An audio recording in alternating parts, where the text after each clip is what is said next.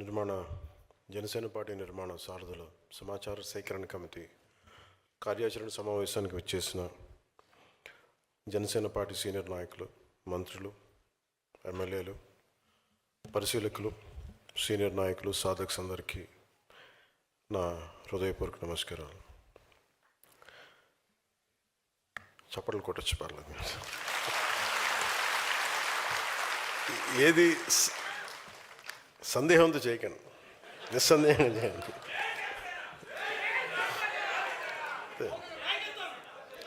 ఇది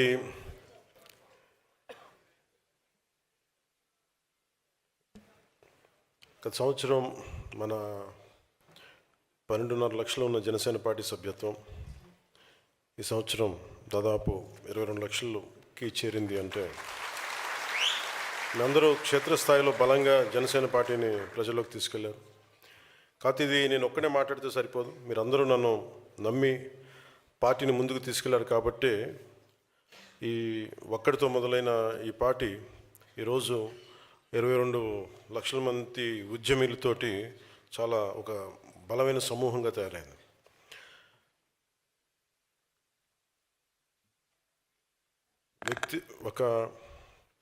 ఎప్పుడు ఒక వ్యవస్థ నిర్మించాలి అంటే వ్యక్తే మొదటి కదులుతాడు.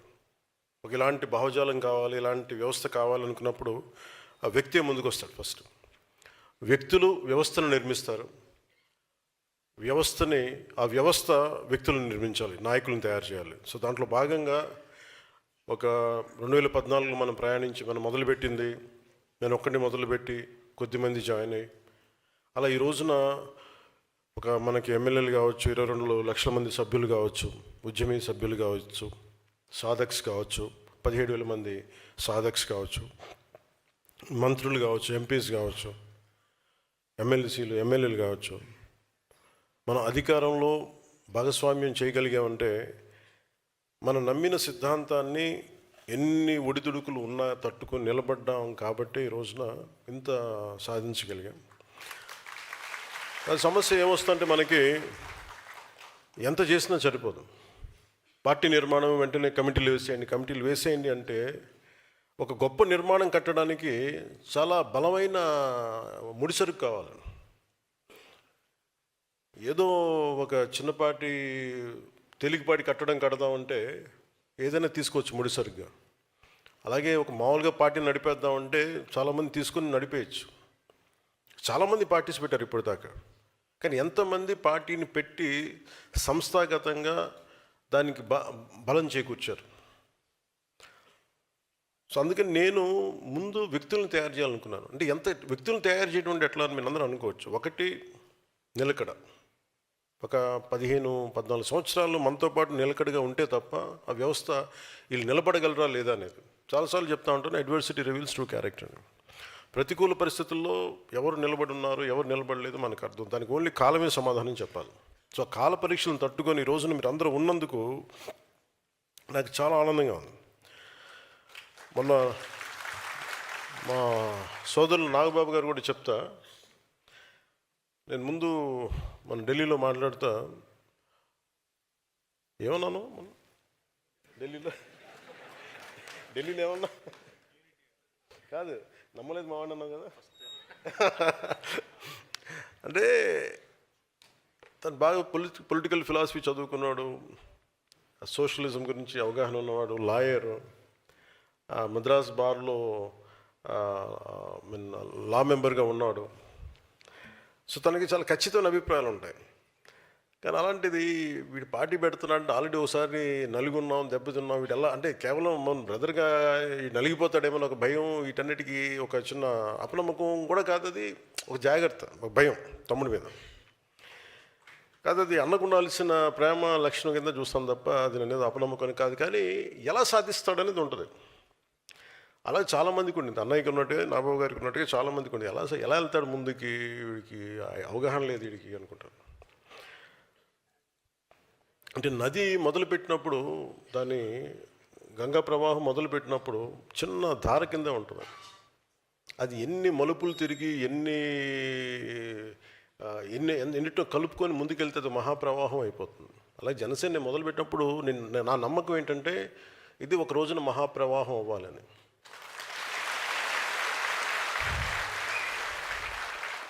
కాదు, ఇంకా మనం ప్రవాహం అవ్వాల, ఒక చిన్న పాయి కింద వచ్చాం అంతే. అవుతాం, మనందరం కలిస్తే కదా, తలా చేసేనే కదా. సో అది ఈరోజు మనం మొదలుపెట్టాం. అంటే నేను ఎందుకు ఈజీగా పెట్టేసి ఉండొచ్చు, ఒక 10 మంది నాయకులను పెట్టేసి మీరు నడిపేయండి పార్టీ అంటే నడపచ్చు.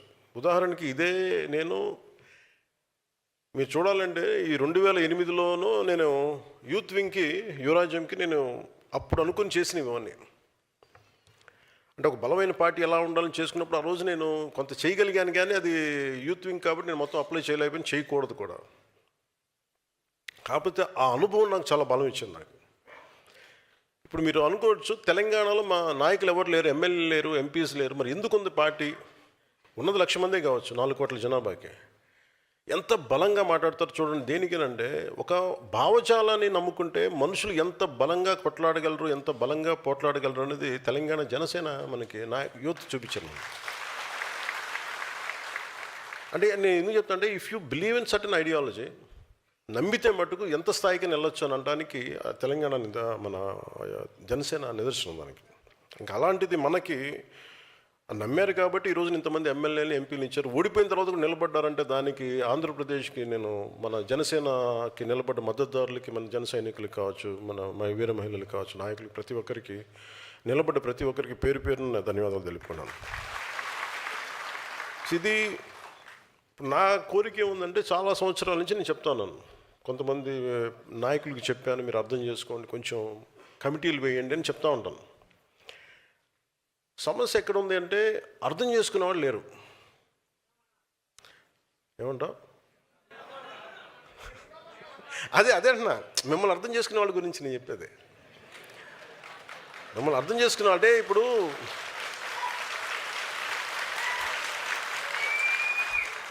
నాకు తెలుస్తుంది కదా, ఒక పార్టీ నడుపుతున్నాం అంటే ఎవరి మూలంగా నడుపుతున్నావు నాకు తెలుస్తుంది కదా. నాకు అర్థం అవ్వకుండా ఎందుకు వస్తాను? నేను నలిగినోడిని కదా, నేను యువరాజ్యంలో నేను నలిగినోడిని, ఈ క్షేత్రస్థాయిలో పనిచేసినోడిని, గుర్తింపు ఏం కోరుకోలేదు, బాగుండాలి దేశం అనేది. నేను అప్పుడు అనుకున్న పార్టీకి నేను చేద్దామని ఒక బలంతో ఉన్నాను. ఇది ఎందుకు సాధక్స్ని ఎందుకు పెట్టానంటే, మీరు కన్సిస్టెంట్గా మీరే, అంటే ఉదాహరణకి నేను ఎందుకు ఒక కులానికి ప్రతిపాదించను, ఒక కులానికి ఎందుకు పదే ఎందుకు మాట్లాడతానంటే, మీకు ఒక మచ్చుతునికి కొన్ని ఉదాహరణలు చెప్తాను. భీమిలీలో ఒక టీ షాప్ నడిపే దేవర శివ, రాజమండ్రిలో యువరాజ్యం నుంచి ఉండిపోయిన ఒక అచ్యుతరాయుడు, అవనగడ్డలో పార్టీ కోసం ప్రభుత్వ ఉద్యోగం వదిలి వచ్చేసిన గుడివాక్ శేషుబాబు కానీ, నరసరావుపేటలో ఒక వెల్డర్ మన మునీఫ్ హసన్ కానీ, చిత్తూరు జిల్లా మాజీ సైనికుడు బి కుమార్ కానీ, అనకాపల్లి ఆటో డ్రైవర్ మట్టు దామోదర్ కానీ, మైసూరావారిపల్లి రాయలసీమలో జనసేన తొలి మహిళా సర్పంచ్ సంయుక్త గారు కానీ, మన తెనాలిలో టైలర్ వి శివనాగరాజు గారు కానీ. శివనాగరాజు గారు మీరు ఎక్కడ ఉన్నారు? ఇక్కడ మొన్న మీరు మిమ్మల్ని పిలవలేదని బాధపడ్డారంట కదా, మన సాధక్ మీటింగ్స్కి మిమ్మల్ని పిలవలేదని అందుకే పిలిచాను మిమ్మల్ని. అంటే ఇది ఎందుకు చెప్తున్నా అంటే, మీరు బాధపడితే నాకు తెలుస్తుందని చెప్పడానికి చెప్తున్నా. అంటే నా కోరిక ఏంటంటే, కూర్చోండి ప్లస్, అంటే వాళ్ళు చూడండి వాళ్ళు ఎలా చేశారంటే, నాకు బలం అదే. నేను ఎందుకు కమిటీల మీద ఇంత తప్పన పడ్డానంటే, మన సగటు మధ్యతరగతి నుంచి పెరిగిన వాళ్ళం మనందరం. సో మధ్యతరగతి బాధలు ఎలా ఉంటాయో తెలుసు. ఒక మధ్యతరగతి మనిషి దేశం కోసం పనిచేస్తా, ఎవరి చెడు కోరుకోడు, ఇంకో కులం పోవాలని కోరుకోడు, ఇంకో మతం దుర్మార్గం అయిపోవాలని కోరుకోడు, తను బాగుండాలని కోరుకుంటాడు, అందరూ బాగుండాలని కోరుకుంటాడు. ఏదో రోజుకి ఇంత ఈ పూట గడిస్తే చాలు, పిల్లల్ని బాగా చూసుకుంటే చాలు, ఇలాంటి చిన్నపాటి మధ్యతరగతి ఆశల మధ్యలో ఉండే వాళ్ళ ఆశయాలు నలిగిపోతా, చిన్నపాటి కోరికలు నలిగిపోతా ఉంటే సహజంగానే కోపం వస్తుంది. ఎవరికి చెప్పుకోవాలో తెలియదు. అలాంటి సగటు మనిషికి ఉండే కోపం నాకు ఉంది. సో వాటన్నిటినీ ఒక ఆలోచనలో పెట్టి, ఒక క్రమంలో పెట్టి, గ్రేట్ ఐడియాలజీగా అంటే మనం దీని మీద వాల్యూమ్స్ ఆఫ్ బుక్స్ రాయొచ్చు అంటే రాయొచ్చు. కొంతమంది మేధావులకి ఇస్తే చాలా గొప్ప మన 7 సిద్ధాంతాల గురించి చాలా చాలా పుస్తకాలు రాయొచ్చు. కానీ నేను పెట్టుకుంది ఏంటంటే చాలా తేలిగ్గా ఉండాలి. అందరికీ చదివేంత మన శివనాగరాజు గారికి ఒక పుస్తకాలు చదివేంత లక్ష్యం ఉండకపోవచ్చు, కానీ ఆయనకి ఏం కావాలి? ఒక ఏకవాక్యంలో ఒక భావాన్ని చెప్పగలగాలి. ఆయన కులాల ఐక్యత గురించి నాగరాజుకి అవగాహన ఉన్నంతగా మిగతా వాళ్ళకి ఎంత అవగాహన ఉంటుందో నాకు తెలియదు. ఎందుకంటే బట్టలు కుట్టేటప్పుడు తను ఏ కులాన్ని కుడతాడని చూడడం. అంటే మీరు అంత సింపుల్గా చూస్తే చాలా ఈజీగా ఉంటుంది. సో నేను అందుకు కులాల ఐక్యత మాట్లాడుతున్నప్పుడు చాలామంది వైసీపీ నాయకులు నేను కులాల గురించి మాట్లాడతానంటే, బాబు ఈ కులాలు నేను ప్రారంభించాను చెప్పండి. నిజంగా నాకు ఒక కులం కోసమే ఉండే వ్యక్తిని అయితే బాలినేని గారు ఎందుకు వస్తారు జనసేనలోకి? అంటే ఏముంటుంది? ఆయన ఏం చూసి ఉండాలి ఆయనలో? ఈ వ్యక్తి అందరి కోసం పనిచేస్తాడు, ఆ నమ్మకం లేకపోతే ఎందుకు వస్తారు? నాకు ఇది నా తపన ఏంటి, నా ప్రయత్నం ఏంటంటే ఎప్పుడు కూడా నాకు వైసీపీ పార్టీ కూడా నాకు వ్యక్తిగతంగా నాకు వాళ్ళు ఎవరితో శత్రుత్వం లేదు. నాకు వాళ్ళు ఎవరితో నాకు కోపాలు ఉండవు వాళ్ళ మీద. కాకపోతే ఏముంటుందో వాళ్ళ విధి విధానాల మీద నాకు విసుకుంటుంది. నేను ఏదైనా పాలసీ గురించి మాట్లాడుతున్నప్పుడు వ్యక్తిగత జీవితాలని హననం చేయటం, పర్సనల్గా అటాక్లు చేయటం, దీనివల్ల ఏమైపోద్దంటే ఒకసారి నేను గట్టిగా ఉండమని చెప్తాను, మెత్తగా ఉండాలి, కానీ మరీ ఇంకా మౌనంగా ఉన్నా ఒకసారి ఏమైతే వాళ్ళకి పేటరేగిపోతూ ఉంటారు. ఒకసారి మనం కూడా కొన్ని సందర్భాల్లో చాలా ధీటుగా సమాధానం చెప్పాల్సిన అవసరం ఉంది. ఎదుటి వ్యక్తి మాట్లాడే విధానాన్ని బట్టి మనం కూడా చెప్పాల్సి వస్తుంది. మన ఈ మధ్య నానాజీ గారు మాట్లాడింది చూశాను. అంటే అలాంటిది అంటే అందరూ ఆయన అంటాం మీరు ఎక్కువ మాట్లాడేశారు మాట్లాడుతూ ఉంటే నేను మీరు ఎంత మాట్లాడారు మీకు చెప్పాలి, వీడియోస్ పంపించాలి మీకు. నేను నానాజీ గారు మాట్లాడితే కూర్చోబెట్టి మేము ఎంకరేజ్ చేసాం, కానీ మీరు ఎన్ని మాటలు మాట్లాడారు? ఆయన ప్రాంతంలోనే ఉండే ఒక వైసీపీ ఎమ్మెల్యే ఏం మాట్లాడారు మీరు? మేము మర్చిపోయాం అనుకుంటున్నావా? అంటే మీరు నోరు ఉన్నప్పుడు, మీ అధికారం ఉన్నప్పుడు మీరు ఇష్టానికి మాట్లాడేస్తారు. అప్పుడు మీకు అధికారం లేకపోయినా మీరు 11 సీట్లు వచ్చినా మీరు ఇంకా ఇష్టానికి మాట్లాడుతున్నారు. అది గొప్పతనం మీలో. I have to appreciate your commitment. వాళ్ళని చూసి మనం చాలా నేర్చుకోవాలి కదా. వాళ్ళు ఎంత కమిట్మెంట్. 11 వచ్చినా మేము తగ్గమంటుంటారు. మీరు తగ్గకండి, మీరు ఒకటి వచ్చినా తగ్గకండి, అలాగే ఉండండి.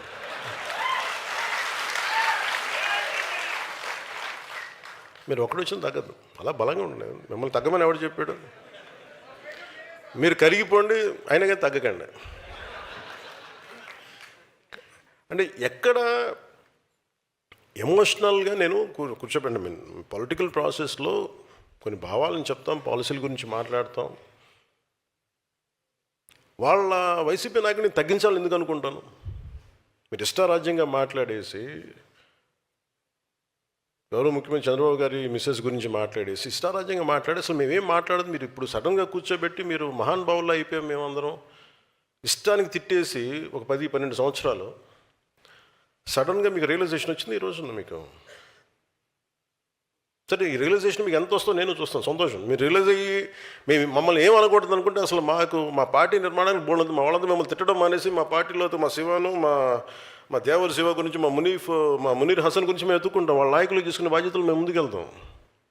మీరు తిట్టడం ప్రారంభిస్తే మేము మా వాళ్ళని ఎత్తుకోవడం మానేసి మీకు బదులు ఇవ్వడం టైం అయిపోతుంది మాకు. సో మీరు తిట్టకపోతే ఖచ్చితంగా మేము బలపడతాం, సంతోషం.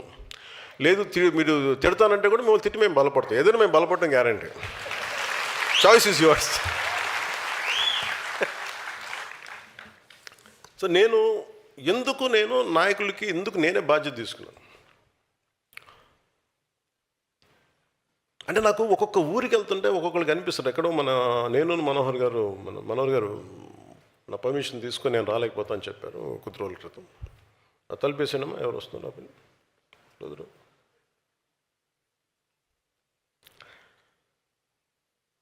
ఒక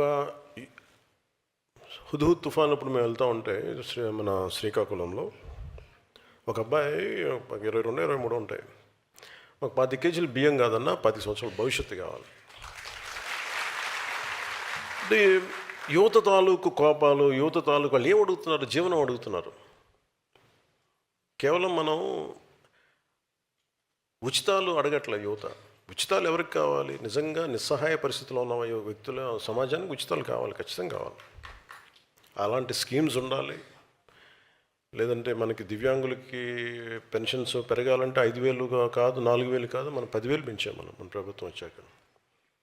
ఇలాంటివన్నీ ఉండాలి. ఎప్పుడు వెల్ఫేర్ స్కీమ్స్కి జనసేన ఎప్పుడు వ్యతిరేకం కాదు, ఉండాలి. కానీ వెల్ఫేర్ స్కీమ్స్ మీదే మనం ప్రభుత్వాన్ని నడిపేస్తాం, ఓట్లు వస్తాయంటే దాని మీద ఓట్లు పడవు అని అనటానికి క్లాసిక్ ఎగ్జాంపుల్ వైసీపీ. మేము బటన్ నొక్కేస్తాం, మీకు వెల్ఫేర్ స్కీమ్స్ పడతాయి, మీకు డబ్బులు వచ్చేస్తాయి అంటే కరెక్టే. హాస్పిటల్స్ ఇన్ఫ్రాస్ట్రక్చర్ వదిలేశారా మీరు? బటన్ నొక్కామని డబ్బులు పడ్డాయి అంటారు, కరెక్టే. మీరు హాస్పిటల్ ఇన్ఫ్రాస్ట్రక్చర్ వదిలేశారు. గవర్నమెంట్ హాస్పిటల్స్ ఎక్కడున్నాయి ఇప్పుడు అంత అద్భుతంగా? ఇప్పుడు తప్పని పెడతా ఉన్నాం ఎన్డీఏ ప్రభుత్వం వచ్చాక. ఎన్ని గవర్నమెంట్ హాస్పిటల్స్కి వెళ్తే క్వాలిటీ అత్యంత అద్భుతంగా ఉంటుంది. వై షుడ్ గో టు మన ఎందుకు ప్రైవేట్ హాస్పిటల్స్కి వెళ్ళగలిగే పరిస్థితులు ఎందుకు ఉండాలి? మన గవర్నమెంట్ హాస్పిటల్స్ కూడా బాగుండాలి కదా. తమిళనాడులో బాగుంటాయి, పాండిచేరిలో కానీ.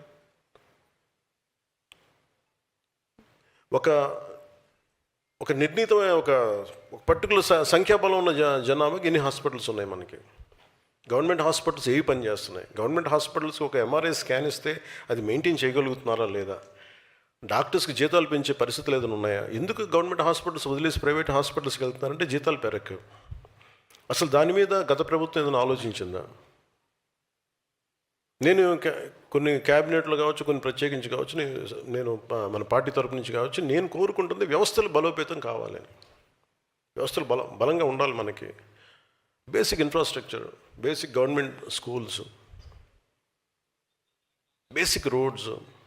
ఎంతసేపు మేము మీకు బటన్లు నొక్కేసాం, మీకు డబ్బులు వచ్చేసాం. రోడ్లు ఎవరు వేశారు ఈరోజు చెప్పండి? అంటే మీరు 70 సంవత్సరాలు టైంలో కూడా పడని రోడ్లు ఎందుకు పడ్డాయి? Because infrastructure is very important. ఒక రోడ్డు లేకపోతే ఊరి నుంచి ఎలా బయటకు వస్తాం? ఆ తర్వాత ముందు అసలు రోడ్లు ఇన్ఫ్రాస్ట్రక్చర్కి మనకి డబ్బులు పెట్టుబడి పెట్టడం మానేసాం. ఒక పైప్ లైన్ వేసి ఒక నీళ్ళు ఇవ్వాలి అంటే దానికి ఒక పెద్ద స్కీమ్స్. మన మధ్యన పాటిల్ గారు కూడా, మన సిఆర్ పాటిల్ గారు కూడా జలశక్తి మినిస్టర్, ఆయన గురించి ఆయనతో మాట్లాడుతూ ఉంటే అసలు బేసిక్గా నీళ్ళు ఇవ్వాల్సిన బాధ్యత మీదే కదా, రాష్ట్ర ప్రభుత్వాలది కదా, మాకు సంబంధం ఏంటన్న. ఇది తెలంగాణలో ప్రారంభించినప్పుడు జేజేఎం ఎప్పుడు కూడా అది జలజీవన్ మిషన్ అది కేంద్ర ప్రభుత్వాన్ని కాదు, రాష్ట్ర ప్రభుత్వం బాధ్యత. కాకపోతే ప్రభుత్వాలు బాధ్యత తీసుకొని బేసిక్ మన మౌలిక సదుపాయాల గురించి పని చేయకపోతే మటుకు ఎన్ని ఉచితాలు ఇచ్చినా ఇంకోసారి ప్రజలు రారు. అది కరెక్టే సార్. అంటే మన బాలశౌరి గారు చెప్తా ఉంటారు, సార్ కొంచెం మా గ్రామాలు ఉన్నాయి సార్, కొంచెం నీళ్లు తెప్పించి ఏర్పాటు చేయండి, కొంచెం పెట్టండి. అంటే మనందరం అంటే యూర్ ప్రాపర్ లీడర్స్ కాబట్టి, ఫ్యూచర్ లీడర్స్ కాబట్టి చెప్తున్నాను. మీ స్థాయిలో మీ ఏరియా పరిధిలో వెల్ఫేర్ స్కీమ్స్ ఉండాలి, అవసరమైన పెన్షన్లు ఇవ్వాలి, అవసరమైన వెల్ఫేర్ స్కీమ్స్ అన్నీ ఉండాలి, కాదంటలా. కానీ ప్రయారిటీ కూడా బడ్జెట్ దేనికి కేటాయించాలి, దేనికి కేటాయించకూడదన్న బాధ్యత మనకు రావాలి అంటే అది మీ స్థాయిలో కూడా మీరు చెప్పగలగాలి. మీరు కొంత డిస్కషన్ పెట్టాలి. భవిష్యత్తులో మీరు అందరూ అడుగుతాను ఇవన్నీ మిమ్మల్ని. అంటే మీతో పార్టీ పరంగా మీతో డైలాగ్ ఉంటుంది. అందుకని వెల్ఫేర్ స్కీమ్స్ గురించి మీరు కొంత అవగాహన ఉండాలి. అలాగే ఈ హాల్లో ఉన్న నేను 25 ఆగస్టులో విశాఖలో నిర్వహించిన సేనతో సేనాని కార్యక్రమంలో మెంబర్షిప్ టు లీడర్షిప్ అని చెప్పాను. దానికి అనుగుణంగానే ఈరోజు పార్టీ నిర్మాణ కార్యక్రమాన్ని మొదలుపెట్టాను. ఇది ఎలాగా ప్రతి సభ్యుడు, జనసేనలో ఉండే ప్రతి సభ్యుడు ఒక ఉద్యమైన పదం కూడా చెప్పాను చాలాసార్లు. ఉద్యమం అంటే ఒకడు ఉద్యమించేవాడు, ఒక భావానికి, ఒక భావజాలానికి దాన్ని నడుము బిగించి ముందుకెళ్ళేవాడు వ్యక్తి, రెస్పెక్ట్ అది జెండర్ న్యూట్రల్. అది అలాగే పార్టీని ప్రజల్లోకి తీసుకెళ్ళి కొత్త సభ్యుల్ని ప్రభావితం చేయగలిగి పార్టీలో తీసుకొచ్చే మొదటి స్థాయి నాయకుడే సాధక. అలాంటిది ఈ రోజున ఈరోజు ఈ హాల్లో ఉన్న దాదాపు 700 మంది కమిటీ సభ్యుల్లో 600 మందికి పైగా సాధకులు ఉండడమే నాకు చాలా చాలా సంతోషం ఇచ్చింది. రాష్ట్ర వ్యాప్తంగా 22 లక్షల మంది సభ్యత్వం చేయడానికి 18,000 మంది సాధక్స్ పార్టీ కోసం నిరంతరం శ్రమించారు. సో మీరందరూ ఇప్పుడు నాయకత్వం నిరూపించుకునేందుకు మొదటి ఘట్టాన్ని మీరు పూర్తి చేశారు. సభ్యత్వ నమోదు కార్యక్రమం ద్వారా క్షేత్రస్థాయిలో మీ నాయకత్వ సామర్థ్యాన్ని మీరు నిరూపించారు. ఇప్పుడు తదుపరి అడుగు వేయాల్సిన సమయం వచ్చింది. ఈ నాయకత్వాన్ని సంస్థాగత నిర్మాణం దిశగా ఎలా మార్చాలన్న ఆలోచననే ఈ కార్యక్రమానికి మేము శ్రీకారం చుట్టాం. గతంలో కూడా కొంతమంది పార్టీ నాయకులకి పార్టీ నిర్మాణం కోసం బాధ్యతలు అప్పగించాను, కానీ వాళ్ళు ముందుకు తీసుకెళ్ళలేకపోయారు. దేనికి ముందుకు తీసుకెళ్ళలేకపోయారు అంటానికి, తెనాల్లో ఉండే తను మార్నింగ్ టైలరింగ్ పని చేసుకుంటా సాయంత్రం పూట వెళ్ళి ఒక పార్టీ భావజాలానికి ఆకర్షితులై సభ్యత్వం చేసి ఇది మన పార్టీ అని చెప్పగలిగే ఒక తెనాల్లో ఒక చిన్నపాటి టౌన్లో ఉండే శివాన్ని ఎవరు గుర్తుపడతారు చెప్పండి? నాకు వాళ్ళందరూ తెలుసు. నాకు వాళ్ళ వల్లే జనసేన ఉందని తెలుసు. నాకు కాదది నేను అర్థం చేసుకున్నంతగా అంత ఓపికగా కనుక అందరూ అర్థం చేసుకుంటే ఈ పార్టీకి ఈ కార్యక్రమం ఈరోజు 22 లక్షలు కాదు, కోటి నిజంగా నేను చెప్పిన టైప్పుడు కానీ నన్ను అర్థం చేసుకున్న వాళ్ళకి పట్టుమని 10 మంది కనుకుంటుంటే నా చుట్టుపక్కల నేనేం మాట్లాడుతున్నాను, ఎట్లా కనెక్ట్ అవ్వ దాని మీద కనుక నేను చెప్పింది నాకేం చేయక్కర్లా, నేను చెప్పింది తూచా తప్పకుండా పాటిస్తే ఈ పార్టీకి నేను చెప్తాను కదా, తక్కువలో తక్కువ జనసేనది 1 కోటి మంది సభ్యత్వం ఉండేది ఈరోజు. కాదే అర్థం చేసుకోవడం టైం పడద్దు. అంటే ఎవరితో మాట్లాడాలి, ప్రతి చిన్నపాటి వీధురుగాలికి చెదిరిపోయే సమూహం మనకు అవసరం లేదు. అంటే గంగిగోవు పాలు గరిటె ఉంటే చాలు మనకి, బిందెడు గాడిద పాలు ఉంటే ప్రయోజనం ఏంటి మనకి? సో నేను అనుకుంటుంది జనసేనకి నమ్మిన వాళ్ళు 18,000 మంది సాధక్స్, ఒక దీంట్లో ఎంతమంది నిలబడతారు ఎన్ని ఇంకా మనం ఫిల్టర్ చేస్తే కనీసం ఒక 5,000 మంది ఉన్నారనుకోండి. 5,000 మంది, do think it's a small army? ఒక 100 మంది కూర్చోబెట్టి మాట్లాడితే సమూహాలు కదిలిపోతాయి, నిలబడాలి దానికి. అలాంటిది 18,000 మంది సాధక్స్ ఉన్నారు. వీళ్ళని కరెక్ట్గా నాయకత్వం దిశగా చూపించగలిగితే మీది మామూలు శక్తి అనుకుంటున్నారా మీరు? మీ శక్తిని అర్థం చేసుకోవాలి అంటే నేనే కూర్చోవాలనిపించింది నాకు. మీ శక్తి నాకు బాగా తెలుసు. అంటే నేను ఎందుకు మాట్లాడగలను, బలంగా ఎక్కడికైనా మాట్లాడగలంటే నాలా ఎవరి భావం ఉంటుంది? నాయకుడు అనేవాడు ఎవరి భావం మాట్లాడాలి? ప్రజల భావం మాట్లాడాలి. అంతేగాని కూర్చోబెట్టి కన్వీనియంట్గా ఓట్లు పడతాయి అనే భావాలు నేను మాట్లాడను. ఏది సరైందో అదే మాట్లాడతాను నేను. అది మన పార్టీకి సంబంధించిన సరే. సో అందుకని మిమ్మల్ని అర్థం చేసుకోవడానికి నేను ఎందుకు మిమ్మల్ని పెట్టాను సాధకులుగా, 700 మంది సభ్యుల్లో 600 మందిని మిమ్మల్ని ఎందుకే పెట్టామంటే, ఒక 10 సంవత్సరాలు మీరు గుర్తింపుకి నోచుకోవాలి, 12 సంవత్సరాలు కానీ మీరు పని చేసుకుంటూ వెళ్ళిపోయారు. సో మీకు గుర్తింపు లేకపోతే బాధ ఎలా ఉంటుందో మీకు బాగా తెలుసు.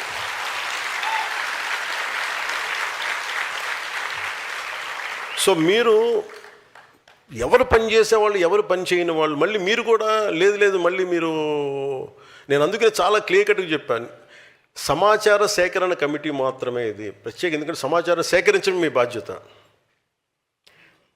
సో ఇది నేను ప్రత్యేకించి చెప్పి నేను దీంట్లో ఏం చేశానంటే, మీకు మీ నియోజకవర్గాల్లో కావచ్చు, మీ మండలాల్లో కావచ్చు, పంచాయతీల్లో కావచ్చు, మీరు ఉండే పార్లమెంట్లో కావచ్చు, ఏ వ్యక్తి పని చేస్తాడు, ఏ వ్యక్తి పని చేయడు, మన పరిశీలకులుగా పంపిస్తున్న మన ఎంపీలు కావచ్చు, ఎమ్మెల్సీలు కావచ్చు, ఎమ్మెల్యేలు కావచ్చు, సీనియర్ నాయకులు వాళ్ళకి తెలియజెప్పాలి. మీరు ఒకసారి మీరు అర్థం చేసుకోగలరు. అందుకని వీరు ముందున్నా కానీ వెనకాల రక్షణ కవచం లాగా మీరే ఉన్నారు.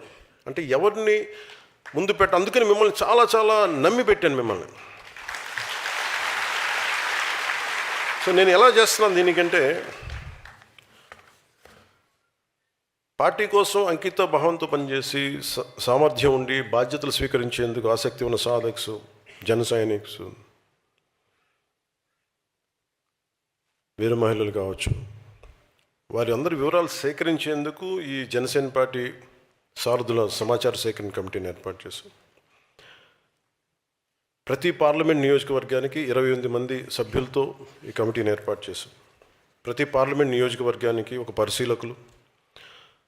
పరిశీలకుడు, 3 సీనియర్ నాయకులు, 3 సీనియర్ సాధక్స్, వీరితో సమన్వయం చేసి 21 మంది సాధక్స్, మొత్తం 28 మంది సభ్యులతో ఈ కమిటీ పనిచేస్తాయి.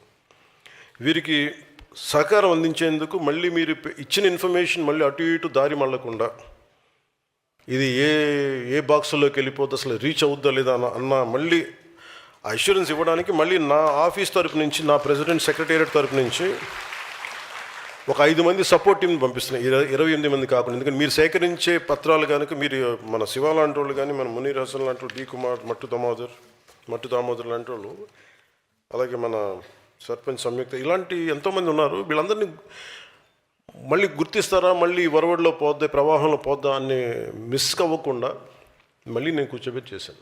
అది మళ్ళీ నా దగ్గరికి వచ్చేలాగా. ఎందుకంటే దీన్ని మళ్ళీ కూర్చోబెట్టి మిమ్మల్ని మళ్ళీ పిలిచి మళ్ళీ దాన్ని సార్టింగ్ అవుట్ కూడా మళ్ళీ మిమ్మల్ని పిలిపిస్తాను ప్రతి పార్లమెంట్కి కూడా.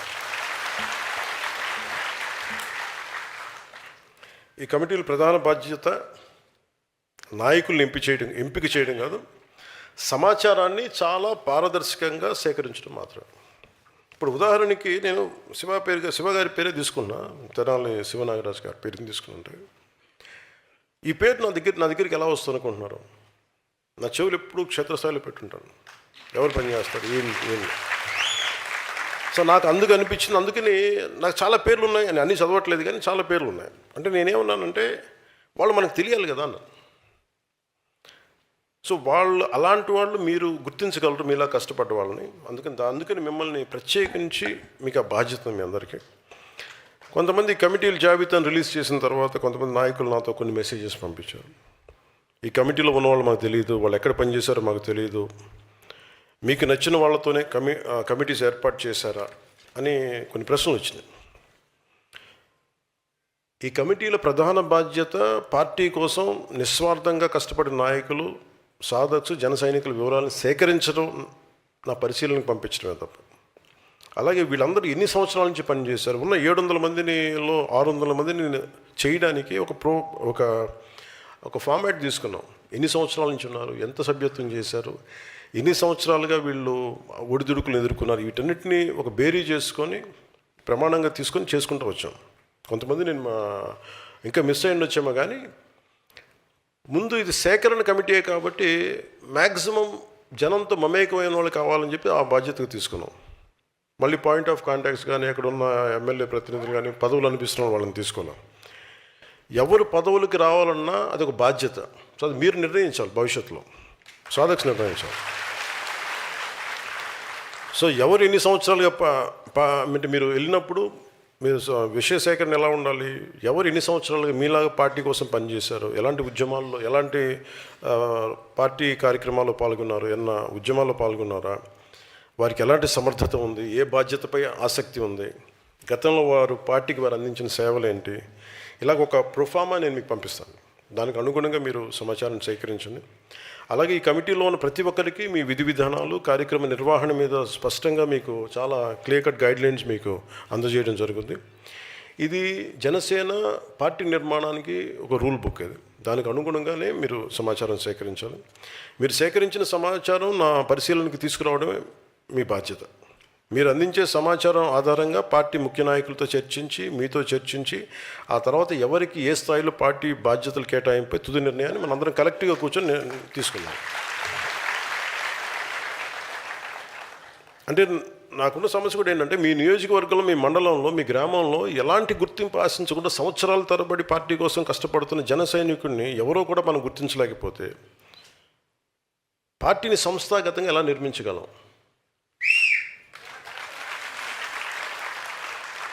Thank you. మీ చేత అలాగా కరెక్ట్ అనిపించడం చేస్తాను. ఎందుకంటే బాగాలేదనుకోండి మీరే తిడతారు నన్ను, అందుకని కాదు. అని కళ్ళు మూసుకుపోయి అన్నీ కనిపించవయ్యాన్ని నాకు అనిపిస్తాయి. కాకపోతే సహాయం ఒక్కడిని ఎన్ని పనులు చేయగలని చెప్పండి. అంటే పార్టీ కోసం పనిచేసే కార్యకర్తలను గుర్తించే నాయకత్వం లేకపోవడంలో స్వయంగా నేను ఈ ప్రక్రియను ప్రారంభించాను. సరిపోవట్లా. అంటే ప్రాబ్లం ఏముందంటే ఒక పొలిటికల్ పార్టీ ఎవరైనా స్టార్ట్ చేసేయగలరు కానీ జనసేన ఒక పెక్యులర్ పరిస్థితిలో ఉంది. వాళ్ళందరికీ నేనంటే ఇష్టం, నా భావజాలం అంటే ఇష్టం. సో వాళ్ళందరూ డైరెక్ట్గా మీరు నీకు ఒకసారి మంచి నాయకులను పంపించిన మీతో సంబంధం లేదు, మీరు డైరెక్ట్ పవన్ కళ్యాణ్ మాట్లాడండి. ఓకే, అది కూడా చెప్పాను కదా. అంటే ఎక్కడి నుంచి అభిమానులుగా ఉండి లేదంటే భావజాలానికి ఆకర్షితులై వాళ్ళందరినీ చాలామంది పెద్ద పెద్ద నాయకులు వచ్చి ఈ యువత గోల భరించలేక వాళ్ళు వెళ్ళిపోయిన సందర్భాలు చాలా ఉన్నాయి. మేము వస్తాం సార్, మీ వాళ్ళు మమ్మల్ని పనివ్వరు రానివ్వరంట. అంటే మీరు కూడా ఒకసారి ఎలా ఉంటారంటే మీరు చాలా పొసెసివ్గా. ఇప్పుడు చూడండి, మనం ఒక పొద్దున ఏదో చూస్తూ ఉన్నాం, అంటే ప్రేమతో దగ్గర తీసుకోవడానికిను ప్రేమతో బంధించేయడానికిను ప్రేమతోటి దగ్గరగా పెట్టుకోవడం చాలా తేడా ఉంది. ప్రేమ ఎలా ఉండాలంటే ఒక చిన్న పక్షి ఫోటోగ్రాఫ్ చూపించాడు. ఆ చిన్న పక్షిని ఇలా గుప్పిట్లో బంధించేశారు అనుకో, నాకు ఇష్టమైన పక్షిని, అది నలిగిపోతుంది ఇట్లా. నిజంగా ప్రేమ ఉన్న చోట ఏంటంటే అది అలా ఉంటే అది వాలుద్ది అలా వచ్చి. సో మన అభిమానం, మన ప్రేమ ఎలా ఉండాలి అంటే ఎదిగేలా ఉండాలి. మొక్క ఎదగకుండా రోజు దానికి రాళ్ళు కట్టేసాం అనుకోండి, ఆ మొక్క అదే అలా ఉంగిపోతూ ఉంటుంది. చూడటానికి మహావృక్షంలో ఉంటుంది కానీ బోన్సాయి మొక్కలా ఉండిపోతుంది. జనసేన అలా చేయకండి, అదో మహావృక్షం, అది ఎలా ఎదగనివ్వండి. ఎదిగితే ఆ కొమ్మల మీద మీరు అందరూ కూర్చోవచ్చు. సో అందుకనే ఈ కమిటీలో ఉన్నవారు ఎవరు కూడా బయట నుంచి వచ్చిన వ్యక్తులు కాదు. క్షేత్రస్థాయిలో పార్టీ సభ్యత, ఇందాక చెప్పినట్టుగా పార్టీ సభ్యత నమోదు కార్యక్రమాన్ని విజయవంతంగా చేసిన నాయకులు వాళ్ళు, ప్రజల్లోకి పార్టీని తీసుకెళ్ళిన వాళ్ళు, ఎలాంటి పదవులు లేకపోయినా, ఎలాంటి గుర్తింపు కోసం ఆశించి పనిచేయాలి, గుర్తింపు ఉన్నా లేకపోయినా పర్లేదు, మా జనసేన కోసం ఆయన పనిచేసిన వాళ్ళు వాళ్ళని తీసుకున్నారు. ఈ కమిటీలో ఒక ఆటో డ్రైవర్ దగ్గర నుంచి ఒక టీ షాప్ నడిపే వ్యక్తి ఉన్నారు, గృహిణి ఉన్నారు, రోజువారీ కూలీ చేసుకుంటూ పార్టీ కోసం పనిచేసిన వ్యక్తులు ఉన్నారు. ఇలా వివిధ వర్గాలకు చెందిన పార్టీ కోసం నిస్వార్థంగా శ్రమించిన మన జన సైనికులకి, వీర మహిళలకి అవకాశం కల్పించాం. అందుకే ఈ కమిటీలు వ్యక్తులను చూసి ఏర్పాటు చేసినవి కావు, పనిచేసిన వారిని గుర్తించి ఏర్పాటు చేసిన కమిటీస్.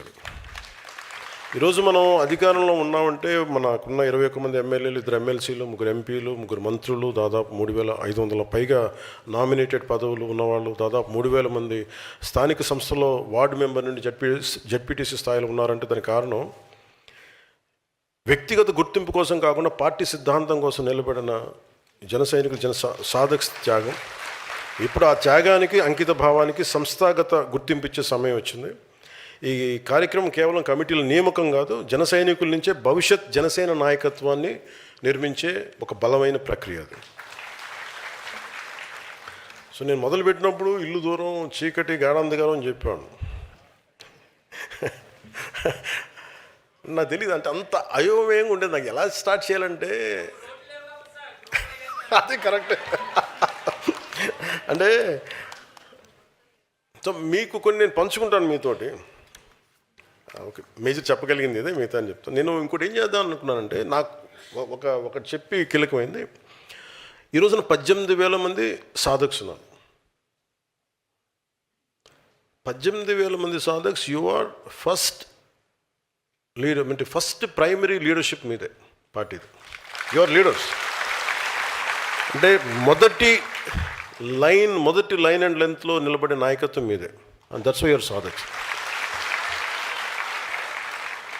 అంటే మీరు 18,000 మంది తలుచుకుంటే జనసేన నిర్మాణం ఎలా ఉంటుంది మీరు ఊహించుకోగలరా? నాకు ప్రాణాలు వద్దు, పని చేయండి చాలు. మళ్ళీ నాకు ఆ బరువు నాకు ఎందుకు, ఇంట్లో అంత తిడతారు నన్ను. నాకు ప్రాణాలు వద్దు, పని చేయండి చాలు. అంటే మనం ప్రాణాలు ఇచ్చేంత గొప్ప విలన్స్ కూడా అక్కడ లేరబ్బా. అక్కడ అంత గొప్ప వ్యక్తులు ఉంటే ఇప్పటి సమాజం వేరుగా ఉండేది కదా. అంటే ఇది సో కొన్ని చెప్పి మనం 18,000 మంది ఉన్నారు కదా. నేనేం చెప్పానంటే, మొన్న కమిటీస్ వేసినప్పుడు నా కోరిక 18,000 మంది సాధక్స్ని నేను ఇలా కలవాలని చెప్పాను. నా ఫస్ట్ గోల్ అది. అలాగే మనం ప్రతి ఒక్కళ్ళకి, అంటే ప్రతి ఊర్లో, ప్రతి పార్లమెంట్లో, ఇక్కడ వేదిక పైన ఉన్న నాయకులకి సపోజ్ ఒక బాధ్యత అప్ప చెప్తే వాళ్ళు కనీసం ఒక 2,000 మంది తెలిసి ఉండాలి. రేపు పొద్దున ఎవరైనా, ఉదాహరణకి మన బొమ్మిడి నాయకుని కానీ పంపించింది నెల్లూరు, పంపిస్తున్నప్పుడు ఆయనకి దాదాపు ఒక 2,000 మంది తెలియాలి. ఇది అయిపోయే లోపు, కంప్లీట్ ఎక్సర్సైజ్ అయిపోయే లోపు. నాగబాబు గారిని అరకు పంపిస్తున్నా, కూర్చోబెట్టడానికి కొంచెం ప్రేమగా మాట్లాడగలడు, ప్రకృతి ప్రేమికుడు, మొక్కల్ని సంరక్షించేవాడు. అందుకే మీరు ఆయన్ని అంటే చాలా ఆలోచించి పంపించాం ఒక్కొక్కరిని కూడా. మన పల్నాడికి మన బాలినేని గారు కరెక్ట్ అనిపించింది నాకు. అంటే బ్రహ్మనాయుడు నేలకి మన బాలినేని గారి కరెక్ట్ అనిపించింది. కాకినాడ తట్టుకోవాలంటే మన సామినేని గారు కరెక్ట్ అనిపించింది. అసలు ఒక్కొక్కరిని నేను ఒకటి 10 సార్లు ఆలోచించి మిగతా వాళ్ళతో మాట్లాడి నీ నిర్ణయాలు ఎందుకు తీసుకుంటున్నా 10 సార్లు మాట్లాడి కింద క్షేత్రస్థాయిలో మాట్లాడి ఒక్కడికి అన్నీ ఏం తెలుస్తాయి చెప్పండి, అందరితో 10 మందితో మాట్లాడాలి కదా. అలాగే మన దుర్గేష్ గారిని అమలాపురం పంపితే బంధువులు ఎక్కువ ఉండి మళ్ళీ ఏం జరుగుతుందో తెలియదని మొహాట పడతారేమో అనిపించలేదు. అంటే సరదాగా చెప్తున్నాను, కానీ ఒకసారి మొహాటాలు ఉండే మనోడేనండి కొంచెం పెట్టేయండి అంటే కబుక్కుని మొహాట పెట్టి పెట్టేస్తారా. సో ఇవన్నీ ఇట్లా ప్రతిదీ ఆలోచించి అంటే నేను నేనేం చెప్పానంటే అన్నీ మీరు రైట్ చేయాలి, 100% రైట్ చేయాలని నన్ను ఆలోచించకండి. ఒక ప్రయత్నం మొదలు పెడతాం. అంటే అంబేద్కర్ గారు చెప్పింది constitution is a living document. దాన్ని ముందుకు తీసుకెళ్లే వ్యక్తుల స్పిరిట్ని బట్టి ఉంటుంది ఇంటర్ప్రిటేషన్ ఆఫ్ ద డాక్యుమెంట్. అందుకని ఇట్స్ కాల్డ్ లివింగ్ డాక్యుమెంట్. అలాగా మన పార్టీ నిర్మాణం 100% intention is extremely right. So నాయకులకు కూడా మిమ్మల్ని ఒకసారి చూస్తే మీరు మనం ఎదురుబెదురుగా కూర్చొని ఒకసారి మనం మాట్లాడుకుంటే అంటే మీరు ఎంత నిలబడ్డారో మన వాళ్ళకి తెలిస్తే దాని తాలూకు విలువను మరింత ఇనుమడింపు చేయగలరు నాయకులు. అందుకని వారి ముందు నేను తీసుకుంటాను.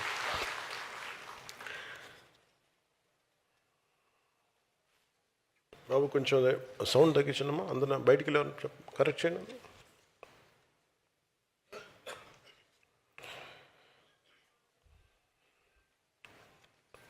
అంటే ఈరోజు జనసేన పార్టీ నిర్మాణ సారథుల సమాచార సేకరణ కమిటీ ఏర్పాటు, నా మాటని చాలా క్షుణ్ణంగా తీసుకోండి, అంటే జాగ్రత్తగా వినండి. ఈరోజు మీరు ఎవరినైతే తీసుకుంటున్నారో ఈ నిర్మాణ సారథుల సమాచార సేకరణ, భవిష్యత్ ఆంధ్రప్రదేశ్ నాయకత్వం ఇక్కడి నుంచే వస్తుంది బలవంతం. అన్ని స్థాయిల్లో అంటే వ్యవస్థలు బలోపేతం చేయాలి అంటే వ్యక్తులు లేనిది వ్యవస్థను బలోపేతం చేయలేము. ఎలాంటి వ్యవస్థ, బలమైన వ్యవస్థ కావాలంటే బలహీన చేతుల వ్యవస్థ పెడితే వీగిపోద్ది. అంటే మీరందరూ నలిగారు, పుష్కర కాలం పైన నలిగారు మీరందరూ. సో మీరు ఏ పనులు చేస్తున్నారు, మీరు శ్రామికుల, మీరు ఏ పని చేస్తారు నాకు అది మీ దేశానికి పనికొచ్చే ఒక బలమైన రిసోర్సా లేదని చూస్తాను, అంతే చూస్తున్నాను మిమ్మల్ని. ఇలాగా మీరు మీకు బాధ్యతలు అప్పచెప్పే ఇవన్నీ కూడా మేజర్గా కులాలు మీకు భవిష్యత్తులో చాలా ఎక్కువ వస్తాయి మీకు ఇవన్నీ. ఇది మటుకు మీరు ఒక కీలకమైనది మీరు అర్థం చేసుకొని ముందుకెళ్ళాలి. నేను ఆల్వేస్ ఐ బిలీవ్ అంటే నా పూర్తి నమ్మకం నాకు దేశమే. నాకు కులం అనేది మనకు సామాజిక చిత్రపటం, అది మన సామాజిక సత్యం, అదొక సోషల్ రియాలిటీ. దాన్ని మనం నేను మార్చాలని ప్రయత్నం చేయను, సరిదిద్దాలని కూడా ప్రయత్నం చేయను. కులాల ఐక్యత అనేది ఎందుకు పదే మాట్లాడుతుంటారు, చాలామంది మాట్లాడుతూ ఉంటారు, చూస్తూ ఉంటాను. పవన్ కళ్యాణ్ నుంచి కులాల గురించి తెగ మాట్లాడతాడు అందరినీ. అంటే నేను చెప్పాను, నేను ఎప్పుడు కులం కార్డు తీసుకుని నేను ఎప్పుడు పాలిటిక్స్ చేయను కూడా భవిష్యత్తులో. నేను రాష్ట్రం బాగుండాలి లేదా దేశం బాగుండాలి, మానవత్వం చచ్చిపోకూడదు, ఈ మూడింటి మీదే ఉంటుంది. కులం ఎప్పుడు కూడా ఇంటి గడప లోపల ఆగిపోవాలి, నేను కోరుకునేది అదే. గడప దాటామా మన సంస్కృతి, మన భాష, మన ధర్మాలు అవి బాధ్యత అవ్వాలి. ఇంకొక 10 అడుగులు వేసామా మానవత్వం, దేశమే గుర్తుకుండాలి. ఇవి తప్ప నాకు కులాలని గురించి వీటి గురించి ఎందుకు మాట్లాడతానంటే మిగతా వాళ్ళు స్థాయి తగ్గిపోయి దిగజారుడుతనంగా ఇంకా మాట్లాడటం ప్రారంభించిన తర్వాత కరెక్ట్ చేయాలనిపించింది. ఒక జబ్బుని గుర్తించి జబ్బు కోసం మాట్లాడేవాడు, ఇది ఇబ్బందిగా ఉంది నేను కూర్చోబెట్టి ఎందుకు మాట్లాడుతున్నానంటే ప్రదేశాల్లో అంటే మీరు తీసుకెళ్లాల్సిన మెసేజ్ కూడా కింద స్థాయిలకి, మన క్షేత్రస్థాయికి, క్షేత్రస్థాయికి. నా కోరిక ఈ దేశంలో ఒక రోజున ఒక బీసీ హాస్టల్ అని కానీ, ఎస్సీ హాస్టల్ అని కానీ, ఎస్టీ హాస్టల్ అని కాకుండా పిల్లలందరికీ ఒకటే హాస్టల్ ఉండాలి. అలాంటి పరిస్థితి నేను కోరుకున్నాను. నా కోరిక. అంటే ప్రభుత్వాలే సంవత్సరాలుగా, దశాబ్దాలుగా పిల్లలు, మనం చిన్నప్పుడు మీరు ఊహించండి, మీరు ఒకసారి వెనక్కి వెళ్ళి చూడండి. మనం ఆడుకునేటప్పుడు, మన స్కూల్కి వెళ్ళేటప్పుడు మన ఫ్రెండ్స్ ఎవరు, మనం ఎప్పుడు ఆలోచించాం? ఓట్లకి రాగానే అన్న ఆ వీధిలో అన్న మన దళిత సోదరులు అన్న నమస్కారం పెట్టన్నాను అన్న, ఇటు వెళ్ళన్నా మన కాపు సోదరులు అన్న ఇటు దండం పెట్టన్నాను అన్న, అటు మన విశ్వకర్మ సామాజిక వర్గం అన్న ఆ సోదరులకు దండం పెట్టి, అన్నీ విడగొట్టి మాట నాకు చిరాకు ఉంటుంది ఒకసారి వినటానికి. అదే నేను కులాలను బేస్ చేసుకుని నేను లేను. మేము రాజకీయం అలాగే నడుస్తే నాకు తెలియదు. కానీ ఎవరో ఒకళ్ళు ఎక్కడో చోట ప్రయత్నం అయితే మొదలు పెట్టాలి. ఒకసారి మనం మాట్లాడుతున్నప్పుడు కులాల్ని కలపడానికి తప్ప విడగొట్టడానికి అయితే నేను చేయను. ఎందుకంటే నేనేమంటానంటే ఎవరి కాస్ట్ ఐడెంటిటీ నేను మార్చలేను, నాకు తెలుసు అది. అంటే ఈ మధ్యన నేను రమేష్ గారికి రాజ్యసభ పెట్టినప్పుడు ఎంతమంది ఎన్ని రకాలుగా దాని మీద అసలు ఒక నెల రోజులు గొడవ జరిగిందని, ఇంకా జరుగుతున్నాను నాకు తెలియదు, ఇంకా జరుగుతుండాలి నాకు తెలిసి. నేను ఒక వ్యక్తిని ఎలాగ నేను నిర్ధారిస్తాను, ఎందుకు ఇస్తాను? ఇప్పుడు శివ గారిని గుర్తించినట్టుగానే, మునీర్ని గుర్తించినట్టుగానే రమేష్ గారిని కూడా అలాగే గుర్తిస్తాను నేను. అలా గుర్తించకపోతే తప్పు చేసినాను అవుతాను కదండి. అంటే నువ్వు కూర్చోబెట్టి ఇప్పుడు నిజంగా మనతో పాటు ఒక 10 మంది ఉండి ఆయనతో సరిసమానంగా కొద్దిమంది ఉండి అలాగే పనిచేసి వాళ్ళెవరూ లేకుండా ఆయన ఒక్కరికి ఇచ్చామంటే అర్థం ఉంది. అందరూ వెళ్ళిపోయిన తర్వాత ఆయనకి ఇస్తే ఇప్పుడు బాధపడి ప్రయోజనం ఏంటి అంటారు. సో ఇది కొన్నిసార్లు నేను మాట్లాడుతాను బలంగా, అంతేగాని దాన్ని కూర్చోబెట్టి మీ పొలిటికల్ గెయిన్స్ కోసం జనసేన అంటాం, అది రైట్ కాదు. మెయిన్గా మీకు భవిష్యత్తులో వచ్చేది కూడా చెప్తున్నాను. మొన్న రాజమండ్రిలో మీరు కొంతమంది చూసే ఉండొచ్చు. రాజమండ్రి వచ్చినప్పుడు చాలామంది బీసీ నాయకులు చాలామంది నా దగ్గరికి వచ్చారు. ఈవెన్ తెలంగాణలో కూడా సామాజిక తెలంగాణ అని మాట్లాడుతూ ఉంటారు. ఎందుకు ఇన్ని బలమైన కులాలుండి ఎందుకు అధికారంలోకి రాలేకపోతున్నాయి అని మాట్లాడుతూ ఉంటే బీసీ నాయకులందరికీ చెప్పాను. దాదాపు 105 కిలోల పైన 105 కులాల పైన ఉంటాయి బీసీ సామాజిక వర్గాలు అన్నీ కలిపి. ఒక్కొక్క కులంలో కొన్ని ఉపతెగలు ఉంటాయి. కాపుల్లో బలిజ, తెలగ, ఒంటరి ఇలాంటి సమూహాలు. మొన్న మాట్లాడినందు ఏంటి కోపం చెప్పండి వీళ్ళందరికీ. మాకు సంఖ్యాబలం ఉంది, మాకు ఎవరు ఇవ్వట్లేదంటే మిమ్మల్ని మీరు అడిగే స్థితిలో ఎందుకు పెట్టుకున్నారు? మిమ్మల్ని మీరు ఒకళ్ళు ఇచ్చే పరిస్థితులు ఎందుకు పెట్టుకున్నారు మిమ్మల్ని మీరు? అంటే మీకు ఐక్యత లేదు. మీకు ఐక్యత లేనప్పుడు ఏం జరుగుతుంది? బీసీ నాయకులు కూడా అదే చెప్పాను. నేను ఇవ్వడానికి నేనెవరన్నాను? మా బీసీలని చేయంటే బీసీలని చేయడానికి నేనెవరన్నాను? పవన్ కళ్యాణ్ ఎవడు? పవన్ కళ్యాణ్ దిగొచ్చాడండి. అసలు మీరు ఎవరిని కూడా 50% ఉన్న బీసీ కులాలన్నీ కూడా అసలు మీకు ఎవరైనా ఇవ్వాల్సిన అవసరం ఏముందంట?